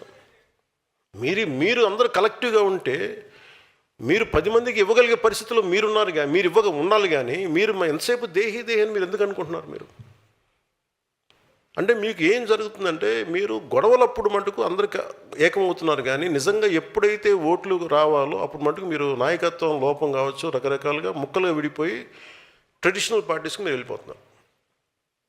ఇది రీజన్. అది తెలంగాణ కావచ్చు, ఆంధ్ర కావచ్చు. ఇప్పుడు దామోదరం సంజయ్ గారు నేను పదే చెప్తున్నాను, ఆయన దళిత కులానికి చెందిన నాయకుడు, గొప్ప నాయకుడు. ఆయన నాయకుడు అనేవాడు ఎలా ఉండాలి? అన్ని కులాలకి ఆమోదయోగ్యమైన నాయకుడు, అంగీకారయోగ్యమైన నాయకుడు కావాలి. అది మిగతా కులాలు కూడా సాధించగలగాలి. అది కాపుల్లో కావచ్చు, బీసీ కులాల్లో కావచ్చు, యాదవ, గౌడ, సెట్టిబల్జీ కులాల్లో కావచ్చు, ఇచ్చేది అన్ని బీసీ కులాల్లో కావచ్చు, ఎస్టీ కులాల్లో కావచ్చు, దళిత కులాల్లో కావచ్చు. అది వచ్చిన రోజునే చాలామంది నాయకులు ఇప్పుడు తెర వెనక్కి కూర్చోబెట్టి ఇప్పుడు అలాంటప్పుడు మీరు అలాగ కనుక మీరు బలపడితే మీకు వైసీపీ లాంటి పార్టీ మీకు అవసరం ఉండదు. నాలాంటి తిట్టాల్సిన అవసరం కూడా మీకు ఉండదు. నాలాంటి ఇన్సిగ్నిఫికెంట్ అయిపోతాడు. నిజంగా మీరు అలాంటి స్థాయికి ఎదగాలని మనస్ఫూర్తి కోరుకుంటున్నాను ఈరోజు, మనస్ఫూర్తిగా. అంటే ఎందుకు మేము చెప్తున్నానంటే, ఇది అధికారానికి దూరంగా ఉన్న అనేక సామాజిక వర్గాల గురించి అందరూ ఎప్పుడు మాట్లాడుతూనే ఉంటారు ఇందాక చెప్పినట్టుగా. కానీ వారికి నిజంగా సాధికారత వైపు అడుగులు వేస్తున్నారా లేదా, లేక వారు అసంతృప్తితోనే రాజకీయ మూలధనంగా మిమ్మల్ని ఉపయోగించుకుంటున్నారా? నేను కులాన్ని రాజకీయ పెట్టుబడిగా నేను పెట్టను. అందుకే నేను ఎప్పుడు కులం అని మాట్లాడను. కులాన్ని గౌరవిస్తానంటాను. అందుకని కులాల ఐక్యతనే కోరుకుంటాను తప్ప నేను ఎప్పుడు ఏం కోరుకుంటాను, దేశం, నా నేల, సమాజం కోరుకుంటాను. మన దేశంలో బహుజన్ సమాజ్ పార్టీ సామాజిక న్యాయం కోసం ఒక పెద్ద రాజకీయ ఉద్యమాన్ని నిర్మించింది. అది లక్షలాది మందికి, కాన్షీరామ్ గారి నేతృత్వంలో లక్షలాది మందికి రాజకీయ స్వరం అయింది. అది గొంతైంది, బలమైన గళమైంది.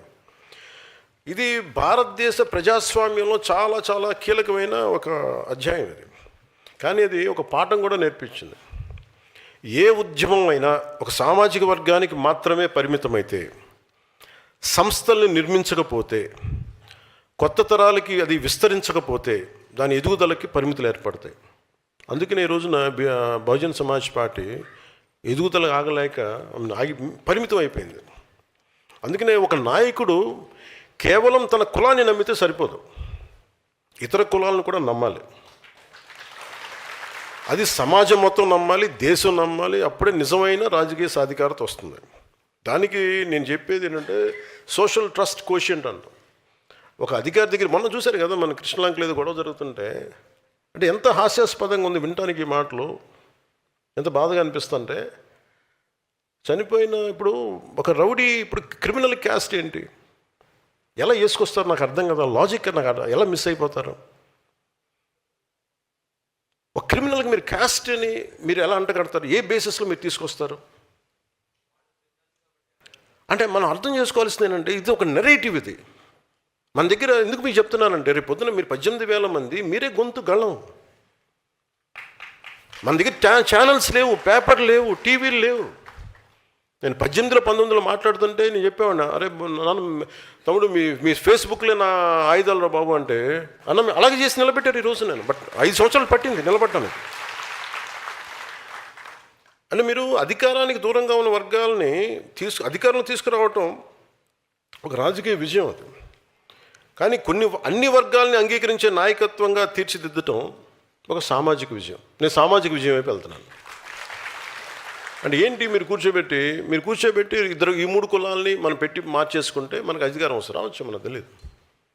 బట్ కానీ అది పొలిటికల్ విక్టరీ అవుద్ది, కానీ సోషల్ విక్టరీ అవుతుంది. వేరే జనసేన ప్రయత్నిస్తున్నది ఏంటంటే సామాజిక విజయం, సోషల్ విక్టరీ. ఎవరు అధికారంలోకి వచ్చినా మనకేం కాదు అనే భద్రత మిగతా కులాలకి చాలా చాలా ఎసెన్షియల్. ఇది అంటే ఉదాహరణకి, ఇది మీరు వేదిక పైన ఉన్న నాయకులు కానీ మీరందరూ ఆలోచించండి. మాధ్యమాలు చూస్తున్న, సామాజిక మాధ్యమాలు కానీ ప్రసార మాధ్యమాలు చూస్తున్న వాళ్ళు కానీ ప్రతి సామాన్య పౌరులు మీరు కూడా ఆలోచించండి. అందరినీ మనం ఒక ఘాటును కట్టేయడానికి ప్రయత్నం చేస్తారు. వీళ్ళు they are not about one caste. ఒక గ్రూప్ ఉండాలి అంతే, ఒక 10 మంది. అధికారం వాళ్ళ చేతిలోనే ఉండాలి, దానికి కులం లేదు. దానికి వాళ్ళందరూ చూడండి ఒక గ్రూపు. ఇప్పుడు మీరు వైసీపీ అనగానే మీరు ఏమనుకుంటారు, ఒక సామాజిక వర్గానికి చెందిన గ్రూప్ కాదు అది, ఒక వర్గానికి చెందించిన గుంపు అది.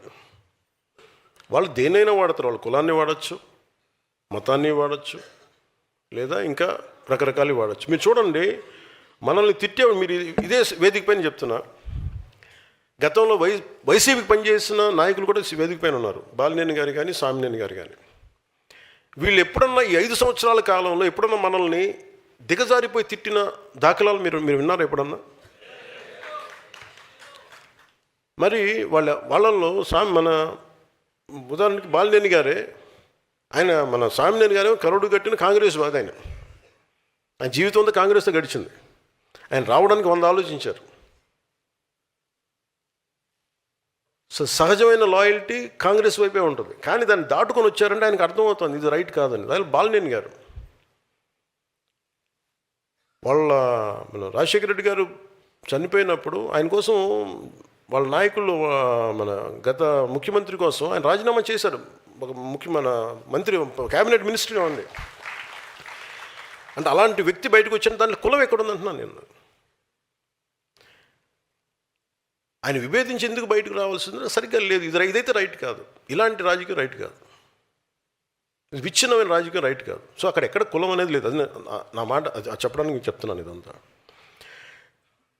ఇప్పుడు నన్ను తిట్టే వాళ్ళందరూ చూడండి, నన్ను తిట్టిన వాళ్ళు ఇప్పుడు దాకా అందరూ కాపులు తిట్టారు నన్ను. అంటే భుజాలు ఎవరి భుజాల మీద పెట్టి మీరు కాలుస్తున్నారు తుపాకులు. అంటే మీకు ఇది చాలా జాగ్రత్తగా చూడాలి. అంటే వీళ్ళు ఏం చేస్తున్నారు, మీ సబ్ టెక్స్ట్, మీరు మాట్లాడేది ఒకటి, చూసేది ఒకటి, చెవులకి మీ భావం ఏం వెళ్తుంది లోపలికి. వీళ్ళు చాలా ఒక పథకం ప్రకారం అందరికీ ఇది ఆమోదయోగ్యం ఏమన్నా తెలీదు. జనసేన అంటే ఇష్టపడని వర్గాలు ఏవైనా కావచ్చు. నేను ముందే చెప్పాను, నేను ఎప్పుడు కులాలని చాలా ఒక ఎనలైటికల్గానే చూస్తాను. నేను కులాలని ఒక సోషల్ డాక్టరింగ్ పర్స్పెక్టివ్లోనే చూస్తాను. వాళ్ళు ఏం చేస్తున్నారు, ప్రతిసారి తిట్టడం, కాపు నాయకుల చేత తిట్టిస్తారు. లింగంనేని రమేష్ గారికి ఇస్తే వాళ్ళే తిడతారు. లేదంటే ఒక కుర్రాడు 14 ఏళ్ళ ఆడబిడ్డని 3 రోజులు గదిలో బంధించి చాలా రకాలుగా హింసించి చెప్పుకోలేక బయటికి ఇవన్నీ వస్తే అలాంటి వాడు ఏమైపోయారో తెలియదని ఆ కేసు కోర్టులో జరుగుతుంది. అతనికి వత్తాసుగా వీళ్ళందరూ వెళ్తారు. తల్లి బాధ వేరే, తల్లి బాధ నేను అర్థం చేసుకోగలను. కానీ అతను చేసే వృత్తి ఏదో క్రిమినల్. అతను ప్రొఫెషనల్ క్రిమినల్. అతను ఒక ప్రొఫెషనల్ క్రిమినల్లో ఎలా వెనకేసుకొస్తారు? ఏ బేసిస్లో వెనకేసుకొస్తారు? Just because he's your caste. మీ కులం అయితే సరిపోద్దా? అంటే చిన్నప్పుడు మనం వినేవాళ్ళం కదా, show me your friend, I tell you who you are అంటారు ఎవరన్నా. అలాగే మీ నాయకుడిని చెప్పండి, అతనేంటో మీరేంటో నేను చెప్తానని. ఇప్పుడు చూడండి, సోకాల్ లీడర్స్ అందరూ ఎలాంటి వైపు మగ్గుతున్నారు వీళ్ళందరూ. అంటే ఏం మెసేజ్ ఇస్తున్నారు వీళ్ళందరూ? ఉదాహరణకి చాలా కులాలు ఉన్నాయి. ఉదాహరణకి ఫర్ ఎగ్జాంపుల్ కాపు కులాన్ని తీసుకుందాం. ఈ మధ్యన మనకి ఎక్కువ వినిపిస్తుంది కాబట్టి. వీళ్ళు కాపులను ఎలా ప్రొజెక్ట్ చేస్తున్నారు? ప్రతిసారి ఈ 4-5 మంది ఫేసులు కనిపిస్తాయి. మన బూతులు తిట్టేవాళ్ళు, కాపులు బూతులు తిడతారు. ఈ కృష్ణ ఏదో పేరు ఉంది, వీళ్ళు క్రిమినల్, వీళ్ళు ఇది అన్ని నెగిటివ్ న్యూస్ చూడండి. సో మీకు ఏమైపోద్ది, కొద్ది రోజుల తర్వాత సబ్లిమినల్గా మీ మనోగతంలో ఏమైపోద్ది, it will become confine to అది. ఈ భావన దేనికి వేస్తే, కాపు అని చెప్పగానే ఇవన్నీ గుర్తొస్తాయి మనకి. We'll form our opinion. అది వీళ్ళ స్ట్రాటజీ. అంటే మీకు భావం ఏం చెప్తారు? ఇది ఒక్క కాపు కులానికి కదా, అందరికీ చెప్తారు. అన్ని కులాలకి ఇదొక very clear cut political game ఇది. నేను దాన్ని బ్రేక్ చేస్తాను కాబట్టే నా మీద ఇంత కోపం అందరికీ. కొంతమంది ప్రాంతీయతలు పట్టుకొచ్చి రాష్ట్రాలు విడిపోయిన ఇంకా మీరు తిడతా ఉంటే, ఇది దేశంలో అంతర్భాగం అని చెప్పినందుకు నన్ను తిడుతున్నారు. అది నేను ఎప్పుడు తెలంగాణను వ్యతిరేకించాను. అంటే నేను ప్రతి ఒక్కరు డిఎన్ఏని బయటికి చెప్తా. అందుకని కోపం అందరికీ నా మీద. నాకు అర్థం అవుతూ ఉంటుంది. అంటే ఏ సామాజిక వర్గం అయినా నాయకత్వం వహించాలంటే మిగతా అన్ని సామాజిక వర్గాల విశ్వాసాన్ని పొందాల్సిందే, వేరే దారి లేదు దీనికి. భారతదేశంలో ఏ ఒక్క వర్గం కూడా, ఏ ఒక్క కులం కూడా ఒంటరిగా చరిత్రని మార్చబోదు కూడా. కలిసి నడిచిన వారే చరిత్ర నిర్మించారు. అందరినీ కలుపుకెళ్ళిన వాళ్ళే చరిత్ర నిర్మించారు. సాధికారత అంటే మీరు ఒక కులాన్ని పైకి తీసుకురావడం కాదు, మిగతా కులాలను కూడా వాళ్ళని పైకి తీసుకొస్తూ మీరు వాళ్ళు కూడా అంగీకరించే స్థాయికి మీరు ఎదగడం. ఏ సామాజిక వర్గానికైనా నేను అడిగే ఒకటే ప్రశ్న, మీ నాయకుడి మాటలు మీ కులాల గౌరవాన్ని పెంచుతున్నాయా, మీ సమాజం గౌరవం పెంచుతున్నాయా, లేక మీ సమాజం పైన ఉన్న అభిప్రాయాన్ని దెబ్బతీస్తున్నాయా? ఇది ప్రతి కులం మీరు చూసుకోవాల్సిందే. మీరు ఒక వ్యక్తి చేసిన తప్పు ఒక కులం చేసిన తప్పు ఎలా అవుద్ది? అంటే నేను అందుకే చెప్తాను, నువ్వు నాయకుడిని చూపించి నీ భవిష్యత్తుని ఏంటో నేను చెప్తాను. నువ్వు ఎవరిని నమ్ముతున్నావు దాన్ని బట్టి నీ భవిష్యత్తు ఉంటుంది. ఇలాగ బూతులు తిట్టేవాడు నమ్మితే 11కి వచ్చారు, 151కి వస్తారు.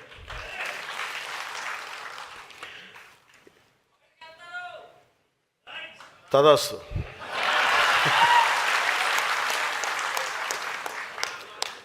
నీలో అమోఘమైన తపోశక్తి ఉంది, నువ్వు సాధించుగా.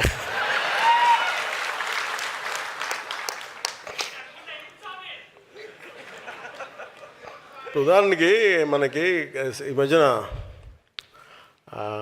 శ్రీకాకుళంలో ఇలా మాట్లాడుతూ ఉంటే, ఆయన ఎమ్మెల్యే అనుకుంటా, ఎమ్మెల్యే గుర్తురాలేదు, ఆయన ఇష్టం వచ్చిన మాట్లాడుతూ సడన్గా అరెస్ట్ చేయగానే అసలు ఆ కేసు కూడా నా మీద పెట్టారంట, నన్ను తిడితే పెట్టారంట, నాకు అది కూడా తెలియదు. నాకు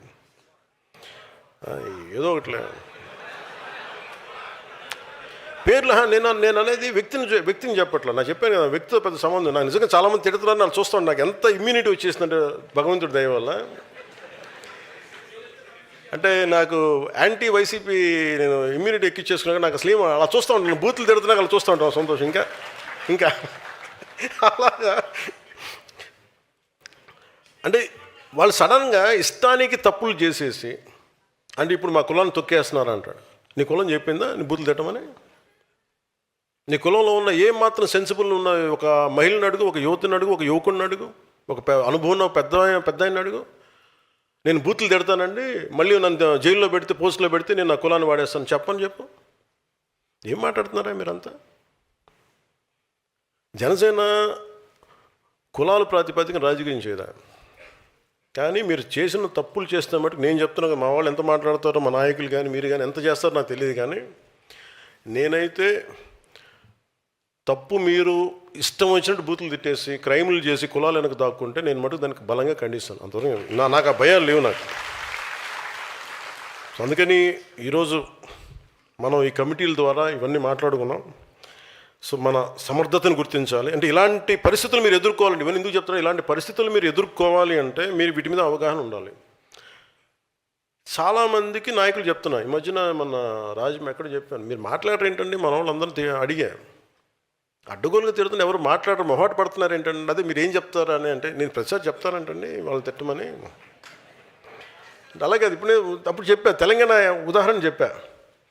తెలంగాణలో నేను చెప్తానా, వాళ్ళు ఎవరు ఎంపీలు ఎమ్మెల్యేలు కూడా కాదు, వాళ్ళకి లోపల వేడు నెత్తురు ఉంటుంది. అలా అంతే, వాళ్ళ దగ్గర ఏం లేదు. వాళ్ళ మాటే ఆయుధం, మాటే తోట. వాళ్ళకి పదవస్తో కూడా తెలియదు, వాళ్ళకి పార్టీ పదవులు కూడా లేవు. కానీ వాళ్ళు ఎదురు దాడి చాలా అద్భుతంగా ఉంటుంది. అంటే దగ్గర కానీ పాలసీ ప్రకారం మాట్లాడతారు.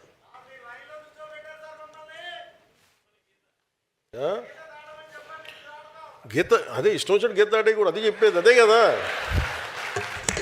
గీత దాటం అంటే మళ్ళీ మనం వైసీపీలో అయిపోతాం, మళ్ళీ మనల్ని అసహించుకుంటాం. అలా కాదు నేను చెప్పేది.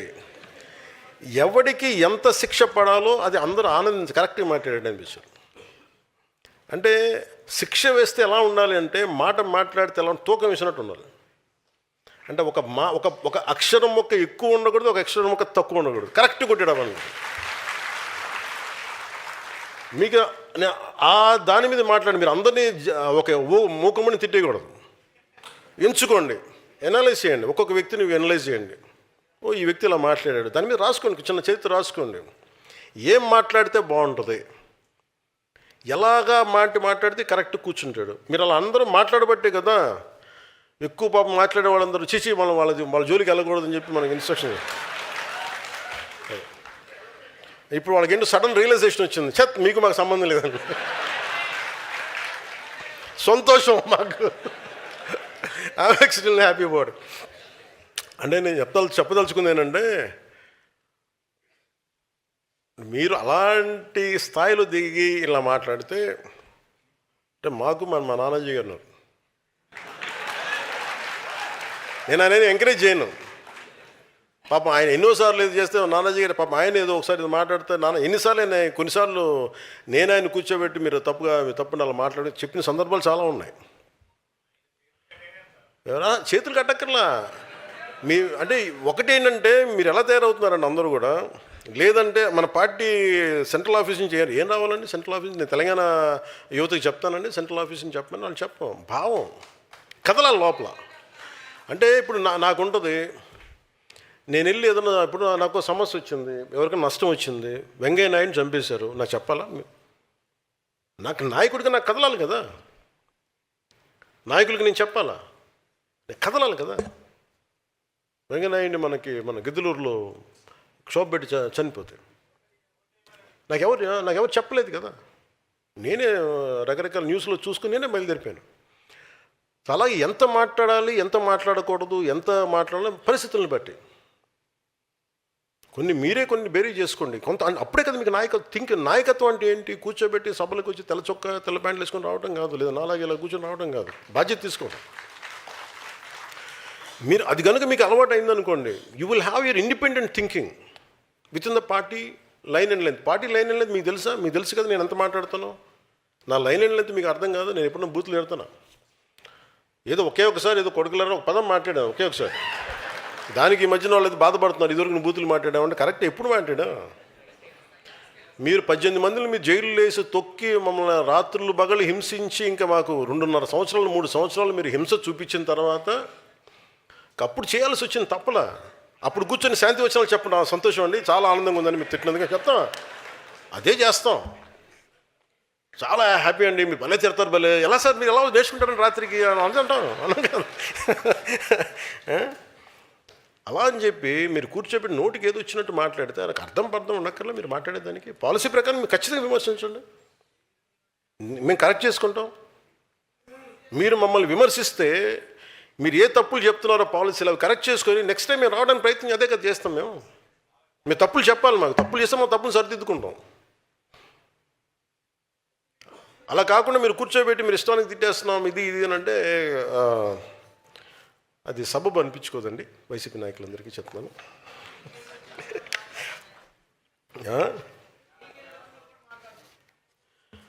వాళ్ళు జైలుకి వెళ్ళకపోతే తప్పు.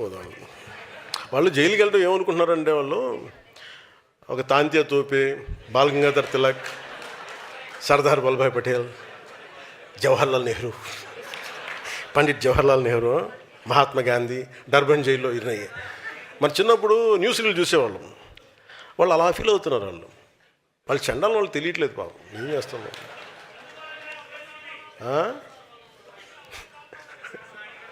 అంటే అలాగా సదరన్ అంటే ఇవన్నీ అంటే మనం పొలిటికల్ ప్రాసెస్లో అన్నీ అర్థం చేసుకోవాలి. మీరు పాలసీ పరంగా మాట్లాడాలి, ధాటికి ఎదుర్కోవాలి, ధీటుగా నిలబడాలి, అన్నీ ఉంటేనే హీజ్ అ లీడర్. సో మీ 18,000 మంది అలాంటి నాయకులు కావాలని మనస్ఫూర్తిగా కోరుకుంటూ, మన నాయకత్వాన్ని తయారు చేస్తున్న ఒక వ్యవస్థ నిర్మిస్తున్నాం. అదే నా నమ్మకం, అదే జనసేన ఆలోచన, అదే మన భవిష్యత్ భారతదేశ బలానికి పెట్టుబడి. థ్యాంక్ యూ అండ్ జై హింద్. ఒకసారి మీరు ఇక్కడే కూర్చోండి. మన జనగణమ అయిపోయిన తర్వాత ఒకసారి మన కేకే గారు ఆర్గనైజేషన్ కమిటీ చైర్మన్ అని మాట్లాడి మిమ్మల్ని ఎలాగా చేస్తారు. నా ఉద్దేశం ఏంటంటే, మనందరం 28 మంది మీ పరిశీలకులతో సహా అక్కడ కూర్చున్నప్పుడు విల్ హ్యావ్ అ ఫోటోగ్రాఫ్ అందరికి ఒక్కొక్కరికి కూర్చొని. అందుకని నాకు మీరు ఆ డిసిప్లిన్ అలాగా కేకేగా అలాగే మీరు ఒక్క నిమిషం ఇది అదే అలా కాదు, వినాలి. ఇదే డిసిప్లిన్ అంట, ఇదే చెప్పేది. ఇలా మీరు చేయబట్టే పారిపోయారు అందరూ. మా మంచి నాయకులు వచ్చేవాళ్ళు అలా పారిపోయారు. సార్ ఒకసారి అందరం శాంతియుతంగా మీరు అందరూ ఒక పద్ధతి క్రమ ప్రకారం లేచి నుంచుంటే మన జాతీయ గీతం పాడదు. మన జాతీయ గీతం ఆలపించిన తప్ప